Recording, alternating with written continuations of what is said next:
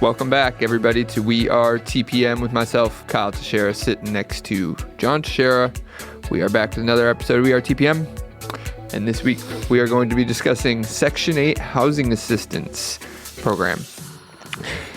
If you have any questions about that, you want to talk about anything we discussed today or in any other episode, or just want to give us a call, 817-818-9039. Shoot us an email at showmethemoney@wearetpm.com. Let's get into it, John. What was that long named program that I just stated? Section 8 Housing Assistance. So before we get into that, we clearly we're ready for vacation, summer vacation, aren't we? Yep. We are. We found out we found out Steve put the beach background on us, so we got decided the palm trees back there, so we're going getting in the beach vibes today. It's kind of bright in here. Yeah, it is a little bright, so got the shades on. Steve's got the studio lights going, so we decided we were going to rock the shades today. So housing assistance, this is interesting because people either know about this or they don't know about it. So this is an old program. It goes way back. I remember when I was young man, not a young boy, but a young man. I had an uncle that he rented homes. He bought homes. He rented. His whole business model was just renting to Section 8 clients or Section 8 tenants. And kind of had a stigma back then. And now that we do this, what we do for a living, we know this program and how it works really well inside and out, right? Mm-hmm. And that's why we decided to bring this to people to share it with them, because there's probably a lot of misconceptions, both good and bad, about housing. And we're probably the ones that can clear those up. Yeah, I mean, let's just start with baseline what it is, right? So we know what it is. Other people might have heard about it, but the Section 8 housing voucher is basically a government assistance program that you have to, submit an application for and get accepted into, where at a base level, the government pays a portion of your rent to the landlord directly, up to 100%. Sometimes it's 100% of the rent. That's as simple as I can put it, right? Sounds awesome, right? It does, and I think it's part of the Fair Housing Act. I'm not. It goes back to like 1968, I think, or something like that. I believe that's when the Fair Housing Act was enacted. But the Section 8 is a federally mandated act, I believe, that allows for the local entities to create their own housing authorities and probably funds them with money, right? And to some extent requires the cities and counties to create these authorities. So let's talk about the authorities first before we get into the program too much, because the programs differ according to the authorities. So each authority has some liberties in how they dish out money, how their programs work. Some of them have some interesting programs that try to encourage home ownership. But in essence, the individual cities and counties can all have their own authority, and they actually overlap sometimes. So, and I think it's important to emphasize what you said about it being a federal program. So there's this baseline starting point that the federal program requires all across the board, and then it can, be added on to by the cities and counties. So we're going to, it can differ from state to state too. That's why I emphasize that. So our experience is mainly with the housing authorities in the DFW Metroplex. Yep. So. Yep. We are registered with all the authorities near us, and they all operate a little differently, right? But under the same premise and under the same general guidelines. So, in essence, a potential tenant can go and apply for this housing, and if they're approved, like you said, for a portion of their rent or all of their rent based on their income status, they'll literally have their rent paid for them every single month. Mm-hmm. And it's based on an application and qualification process. So, it's however much they approve. It's completely paid for. Well, let's get into how this works first of all, and then we could talk about whether we think. I want to kind of end with should you be doing this, right? Should you be accepting these tenants? And so let's talk a little bit about how it works. And there's a stigma I think that some people have about Section 8 or housing vouchers that they are going to trash my house, right? They are not good tenants. They're not going to keep keep up the home real well. Well, some of let's talk about that a little bit. Some of that opinion comes from the philosophy, or I guess the mindset of thinking this tenant, if they're using a housing voucher, then they can't afford rent by themselves. And what makes me think that they'll be able to afford the landscaping bill and the maintenance items that the tenant is required for, like keeping up with the, outdoor landscaping, cleaning the house, having time to do all that. That's what they think without realizing that this program takes all of that into account. So like when they qualify somebody to see how much they can afford of the rent, how much they're going to cover, they take, they account for, okay, this is budgeted, the landscaping is budgeted, the cleaning is budgeted, and your food's budgeted. They basically create a life budget for somebody Utilities, and see how much everything left you have for rent and how much they're going to cover. I mean, it's I'm not going to speak specific to their qualification process, but that's in general how it goes. So, or what they're looking at. So I'm just saying they're considering those things that you're also considering, because they know that these landlords want. That's a priority, because at the end of the day, the housing program needs them to be good tenants, because we can get into how it works, but they're somewhat liable for. Well, I want to get into that what you were just alluding to, but here let's dig into this misconception a little bit more, okay? Because it's got some validity to it, right?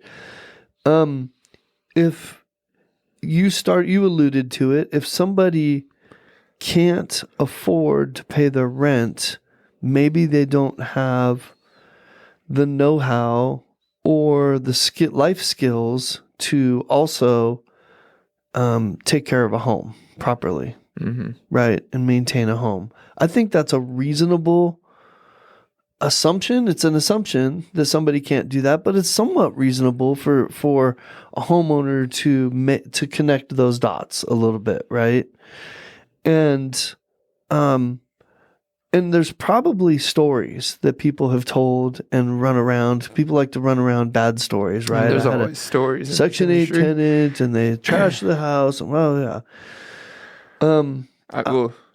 I'm not going to say it doesn't happen, but what were you going to say? The real question is a statistical one. Does it happen more often in a Section 8 tenant than a regular one? Because like those same stories, you've had a Section 8 tenant trash your house. Okay, how many regular tenants have trashed your house?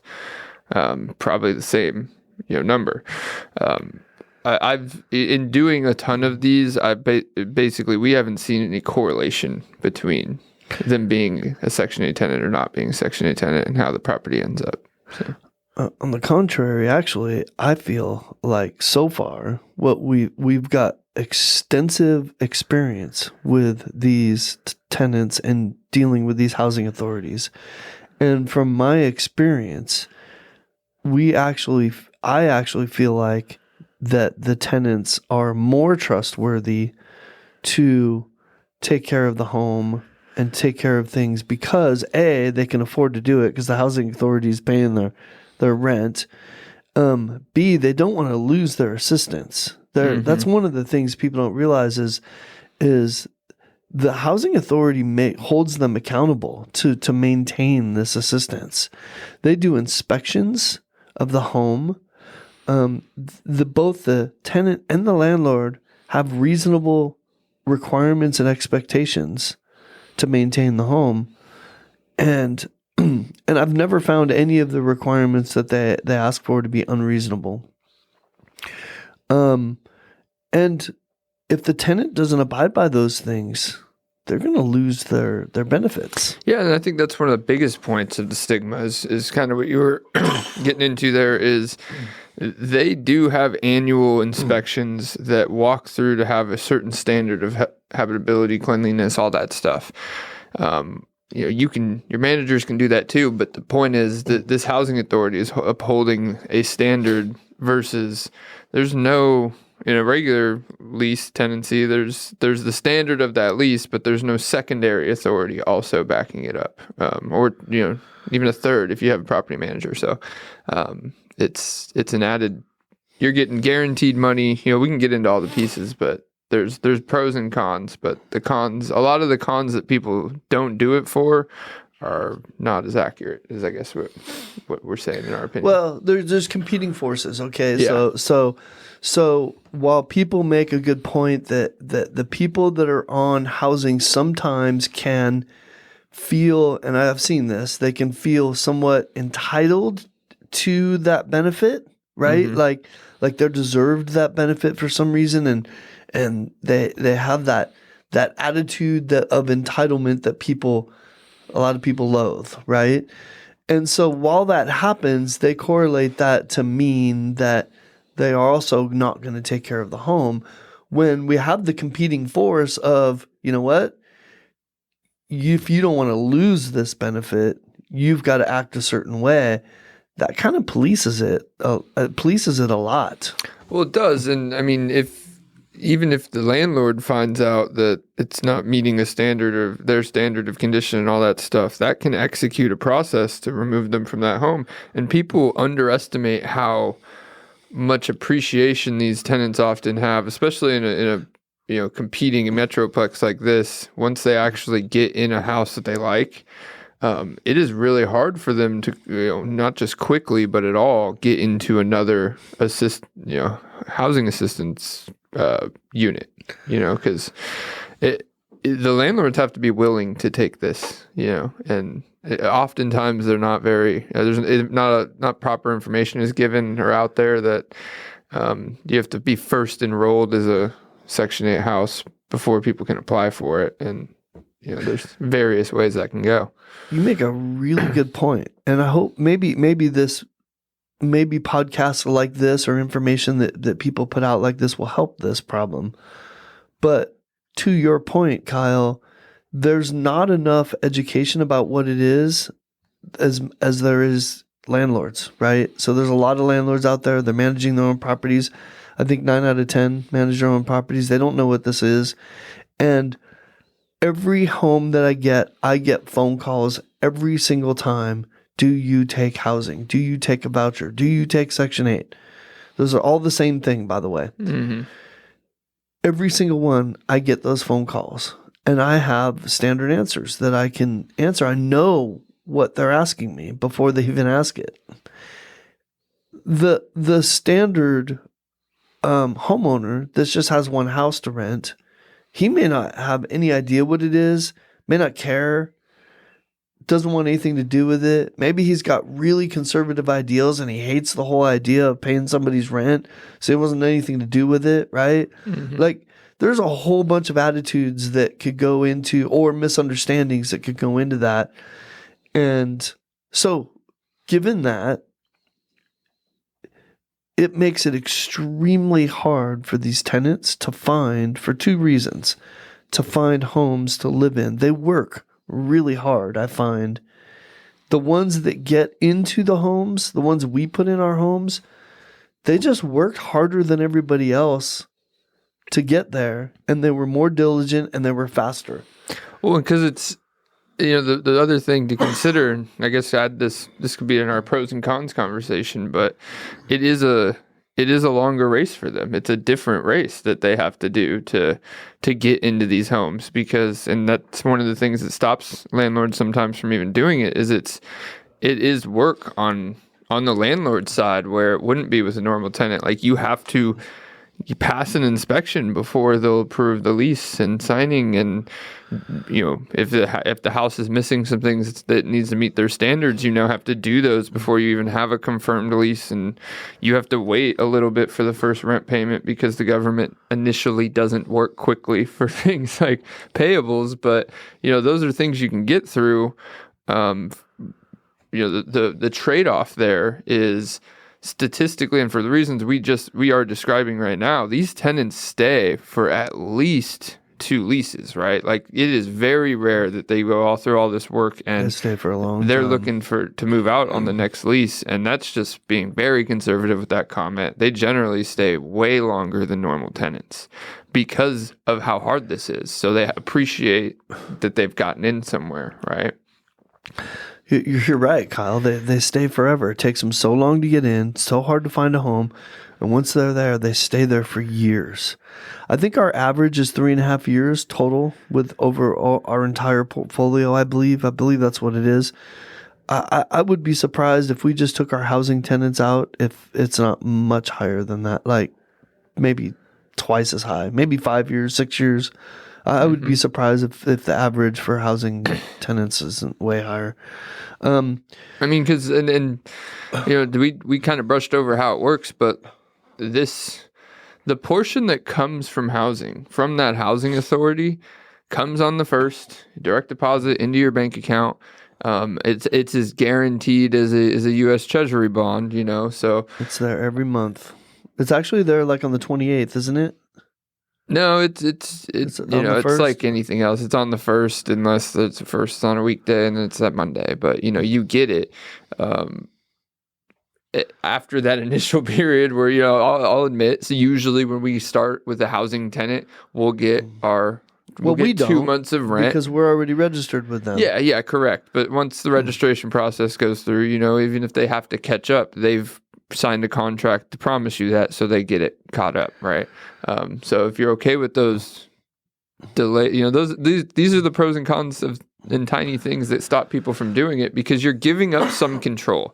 That's the most common, that really all of these things come down to, is the landlord is giving up some control over the lease requirements and their tenant, right? Yep. So you're bringing a party in that is a trade-off of, we're going to guarantee you government money for rent, and we can have some restrictions over you and your lease. And to your point, they have an addendum to the lease that you have to sign. So there's other stipulations that you wouldn't normally put in your lease that you have to sign and agree to. So there's that. You're losing some control over how you present your tenancy. Yeah, there's some requirements of market rents. So, you know, it's not that you can't increase rents when housing tenant, like fair market rent goes up, you send a rent increase to the housing authority. And 60 days notice instead of 30. Yeah, there's some notice requirements, but you don't follow the process, and, you know, you still get that market rent. If you want to be somebody who thinks they can get $300-$400 over market and inflate your rent prices, you know, we can talk about a whole bunch of reasons why that won't work, but housing won't allow you to do that. So it's not necessarily rent controlled. It's just they have to be able to. It's kind of like when you go protest your value at the housing or at the appraisal district, you protest it by justification. Housing authority does the same thing. When we send in our RFTA, that's a request for tenant approval, they ask for comps. Yeah. So we present those comps to them, those comparable homes that were leased, you know, and the amounts and when they were leased. And so they're doing an evaluation based on the current market value. And if you've got something to justify it, to your point, then you know, some of these they're all safeguards, right? Like, if you think about it, those are your tax dollars. Would you like for us to be able to request someone who has housing assistance to double the rent just because the government's taking it or paying it? Like, no, you wouldn't. So it's I mean, there's a lot of opinions on what you might think about the program existing and that it being used, but that's not the point. This is the pros and cons of how it works. And there's some fraud you got to be careful of, and some things that people do. But so let's talk about, Kyle, like, I have a house and I've never done a housing tenant. Like, I want to talk about this because this is one of the reasons why tenants have a hard time finding homes. And it's one of the misconceptions probably is, I've never done housing. I don't know anything about it. It sounds scary. I feel like they're going to come in and they're going to do this big this inspection and make me do a whole bunch of things that I don't want to do or I don't think I need to do. And I'm going to need to buy new windows and all this stuff, right? I've heard people just spew all this.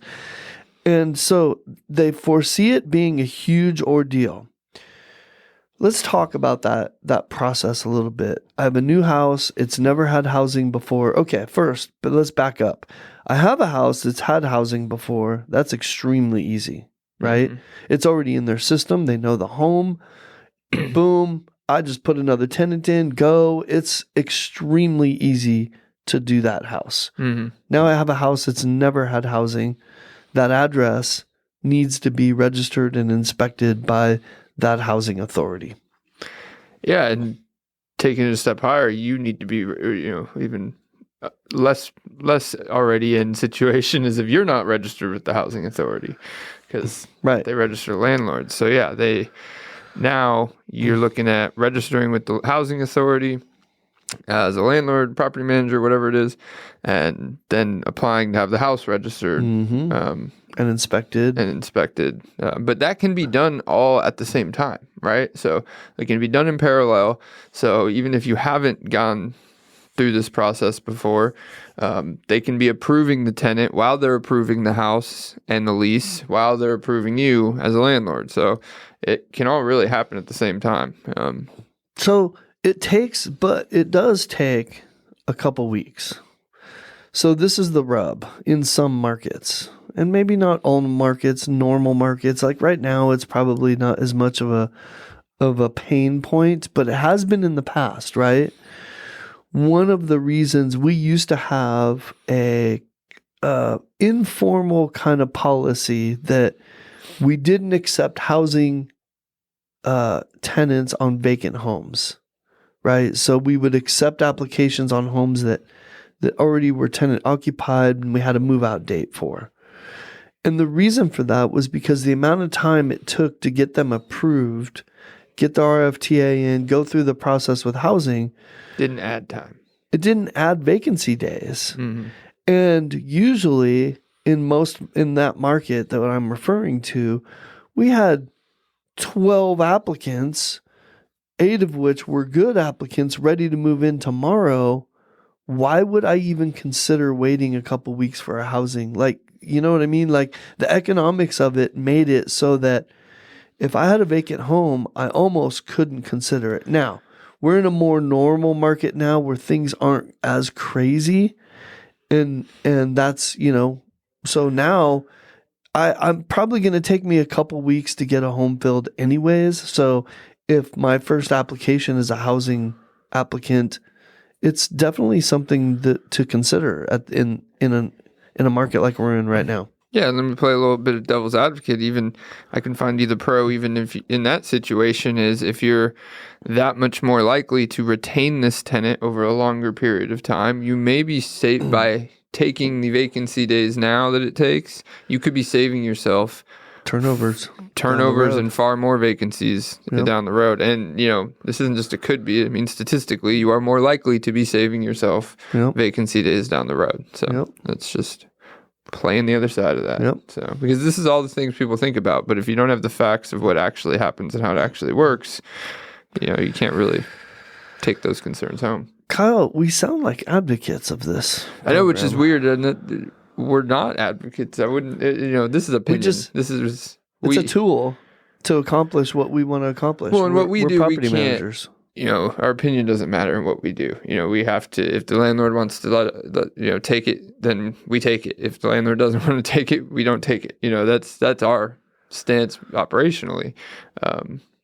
But we don't discourage our homeowners from accepting it, and No. I mean they allow us to make those decisions for them. That's what they pay us to do. So we accept our housing tenants, and Unless we don't make the rules that they live under. We didn't make the laws that created the authorities. We don't run the authorities. We don't make those decisions, and so all we're doing is providing homes potentially for those tenants, and considering their application. We don't even have to take their application. Yeah. Well, and I'll take another point we haven't even brought up, that I guess the hardship of it, because there is some fraud, but there's way more programs out there that have way more fraud than, in my opinion, than this one, because it's so hard to get. People also don't appreciate it's hard to find the house for all the reasons we've already talked about. Getting a housing voucher is probably the hardest part of the entire process. The way that works with pretty much every authority, it works differently timeline wise and all those things, but in general they have an open application period that in a wait list, right? So you could wait years to even apply, and then you have to go through that process and maybe you get approved. But most people that we know and have gotten a housing voucher, it took them initially years to get into that program. And I've never heard of someone who's like, I got applied and, well, I can't say never. There was some exceptions during the pandemic, but in general, that's how it works. There's an enrollment period, and there's only a certain number of people that can get into this program. It has a cap. It has a monetary cap. So, And they have rules to protect themselves. And one of the things I'm sitting here thinking about, some of the things that I've often have tenants ask me and try to get me to do. So I would imagine, and we don't do this, but I would imagine that Joe Blow homeowner might do this and get themselves in trouble. Although they're not licensed and they're not running a business, so I don't know what their trouble would be. But it is fraud to do some of this stuff. And like, for instance, you may have a home for $2,000 a month and a tenant has a voucher for $1,800 and they really want that home. So they may come to you and say, I've got a voucher for $1,800. Will you take it? And the homeowner says, no, I'm renting for $2,000. And then the tenant says, well, I'll pay you $200 cash. Yeah, you can't do that. That's fraud. You can't do that. Yeah. The housing authority specifically prohibits you from doing that. They put you on a budget and they want you to stay within your housing budget. Yeah, I mean, you shouldn't do that because then it means, well, then where is that?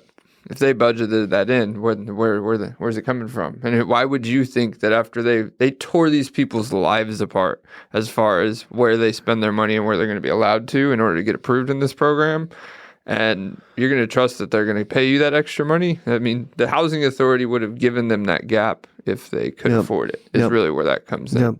And that's the other point that a lot of people don't know. Like, oh, these people got a voucher and then they did everything they needed to get a voucher, and then now they're taking advantage of the program because they went back to their jobs or whatever. They reconfirm this every year. When they do that inspection, they analyze, reevaluate, and we get letters as the landlord or the manager of the program. Changed. They get the letters of we did the reanalyze this, and now the tenant's payment's this, and this is what our payment is. We've seen it go both ways. We've seen a tenant's portion go to 0. We've seen a tenant's portion go to 100, and basically telling us they're no longer in the program after this term, and because now they don't qualify. They've essentially lost their voucher for good reasons, for reasons that now they can afford their own rent. So. Yeah, and if I could just go on a quick tangent, I'm sitting here thinking about that homeowner right now that I just described, because you're absolutely right, Kyle. That the program is set up with good intentions, but people try to skirt around the rules, right? The tenants do, and the homeowners do.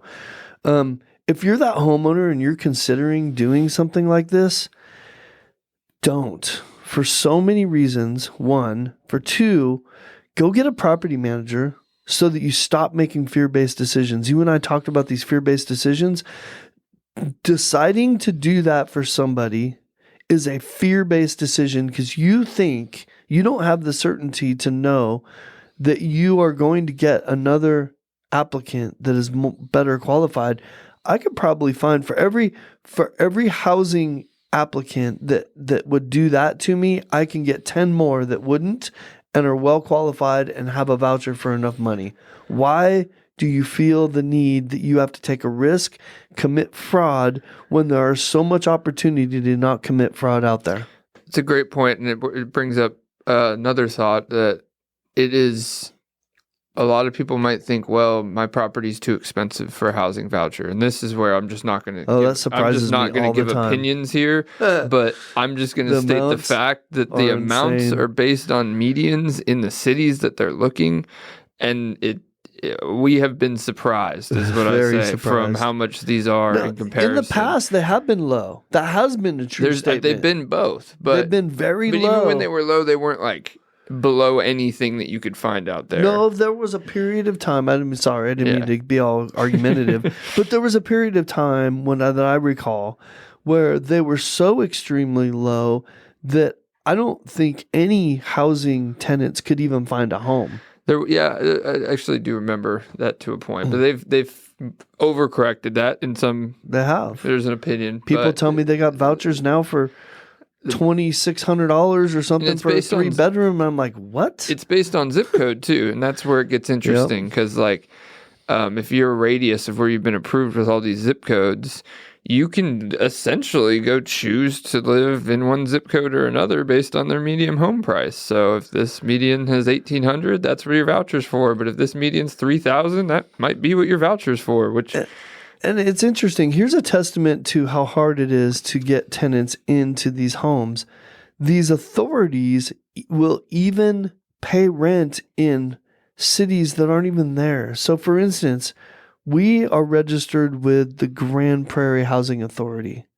They rent homes for people in Arlington and Mansfield.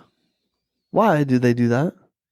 I don't understand the reason why they do it, other than there's not enough supply for the amount of tenants that they have in their city, so they have to allow their applicants to go outside their city. But Arlington has their own authority.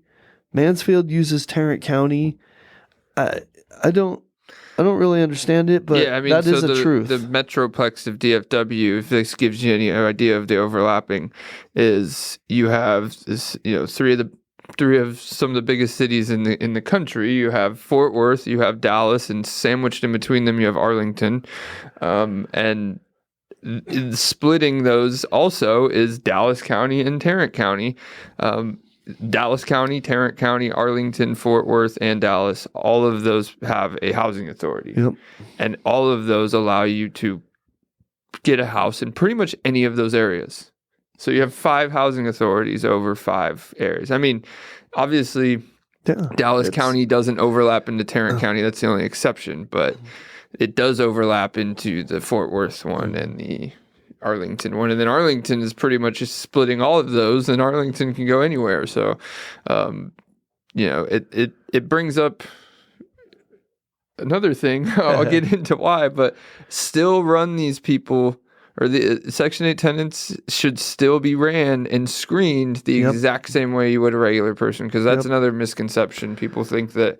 What is the difference, though? There is a slight difference in how you might consider income verification. You don't need to bother with that necessarily, because the rent's being paid for. That's one thing the housing authority is doing for you, but the rest of it matters because it can help you catch this fraud. Because I've heard, here's just a story that has been corrected. I'll bring it up because this can't happen anymore due to technology. But in the past, government, not too far in the past, because the government, if you know anything about how the government's technology advances lags behind the rest of the world, you'll believe this point.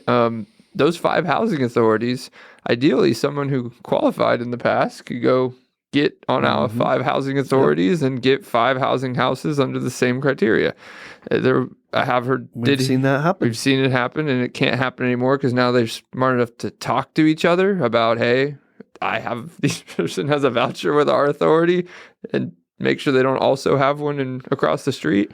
But yeah, that's fraudulent. And if a property manager ran that person correctly, they would likely see that, oh, they're renting from another manager. Or, we have things like Expedia's rent payment history nowadays that helps property managers see if things are actively being rented elsewhere. So great reasons to still screen and still do the rest of your process the same. Good point, Kyle. So we've talked a lot about the do's and don'ts, the procedures, the reasons why, reasons not to. Are we advocates? Should homeowners and property managers be accepting vouchers from Section 8 tenants?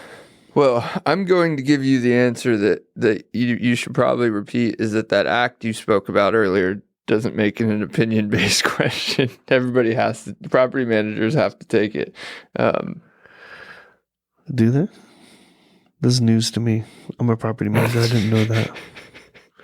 They shouldn't. They can't have an opinion of whether you should or not. We have to leave that up to our client. Is essentially there's fair housing. That's different. Fair housing is different, but we don't. I don't believe we have to accept anybody. Is it a benefit to your portfolio, or can it be a benefit to your portfolio? I think it is a way of diversifying risk inside of your long-term rental portfolio. Yes, I think that is a great way to diversify the risk, because you have some pieces of guaranteed rent.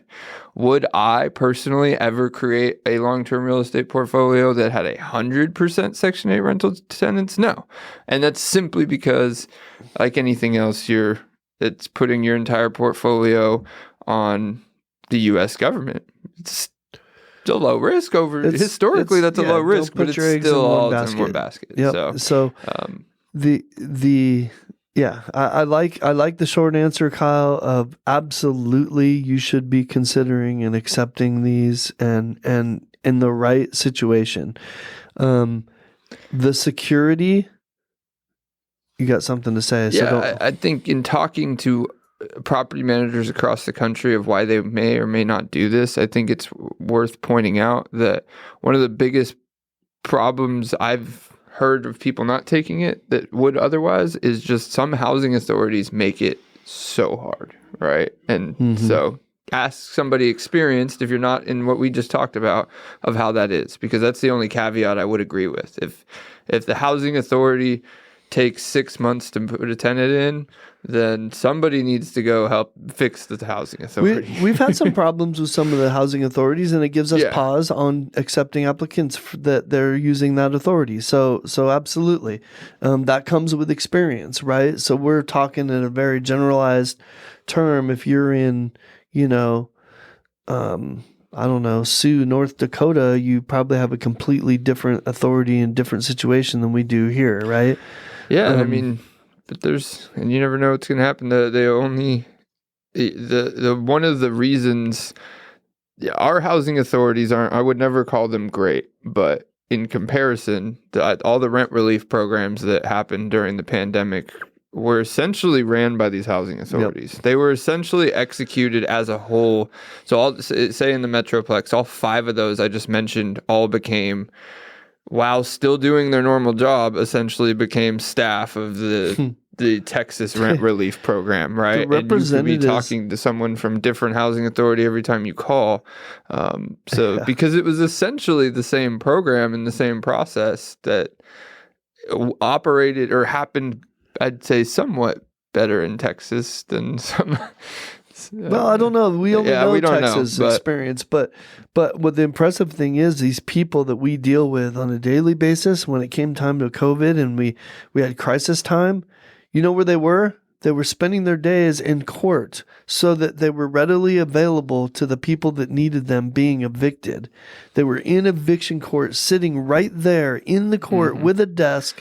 The judge would point to them and said, "Have you spoken to that person yet?" I mean, they became a part of the solution during a really tough time. Well, it was interesting because it wasn't the first. It was the solution of Texas rent relief, and we've gone off on a little tangent. Was a crapshoot for the first year. What made the state say the housing authority needs to take this over and execute it so it gets done was when the Supreme Court knocked it down and said, you got 2 weeks and this moratorium is gone. People don't realize that happened in Texas months, in some cases over a year before it happened across the country. And they're like, all right, well, we're sitting on $1 billion plus of money that we can't distribute. And now you're looking at an eviction timeline of 30 days. So they're like, we need to get this money in landlords' hands within 30 days or they're going to be having these people out. So it was interesting to see because that was their solution. What they should have done a year prior, probably. Let's let the housing authorities that do this exact thing every day take care of it. So back to our simple question, should they do it? I think it provides security for homeowners. So if you're the type of landlord that is averse to the security, you don't have a bunch of cash on hand, you're really worried about whether that rent payment comes in every month, accepting one of these applicants takes some of that away from you and gives you the security to know that you are going to have that money in your bank every single month. Like a majority of it. Yeah. Even when tenants pay a portion of it, it's usually a small portion. So it's a small enough portion that we rarely have instances where the tenant doesn't pay on time. Because you know what? That's another guideline of housing. If they're consistently late, right, on their portion, housing wants to know about it, and that affects their benefits. Mm-hmm. All of their activities, all of the things they do affect their benefits, and that's the last thing they want to do. So at least from a financial standpoint, taking care of the home, all that stuff, they actually are really good stewards of it all. Yeah, and it's, there's restrictions from the authority, but that doesn't mean you can't still execute, say, an eviction for lease violations as you would need to in another tenant. So yeah. I think to wrap it up and to answer the question, we're proponents of it. We think that in most cases, and it's case by case, house by house basis, and I think in most cases it's a great idea. I think in some markets, like I've mentioned, where things are just flying off the market, maybe you don't do your vacant homes, maybe you do your tenant occupied homes and get them ready, to move in after the tenant leaves. If you're having trouble getting qualified applicants in a tough market, then you should be more apt to it. And that's what I mean by it depends on the situation and the market and everything. But the point is, forget the stigmas that you've heard, the negative stigmas. Don't worry about that stuff. Don't be afraid to go through this process and be open to it so that it's another tool that you have in your belt and another opportunity you have to reduce your vacancy days and build wealth for your family with your rental property. Yep. Great way to diversify that portfolio. So, and if you're worried about the demand factor, I'll tell you, in our experience, especially in this area, there are more people with vouchers than are able to use them. Yep. Yeah. I mean, and I'm not going to tell people how to feel about that, but maybe for you, that's a reason to or not do it as well. So, yep. But diversify, because guaranteed money's good. Good subject. How come we never did this before? I don't know. Maybe we didn't want to. Just too simple, huh? Yeah. Good job, Kyle. Close us out. Yeah. Well, thank y'all for tuning in. If you want to ask if we take Section 8, give us a call, 817-818-9039. Give us a call to talk about other things as well at 817-818-9039. Shoot us an email at showmethemoney@weartpm.com. Come visit us in downtown Mansfield. But for now, we are out. Late.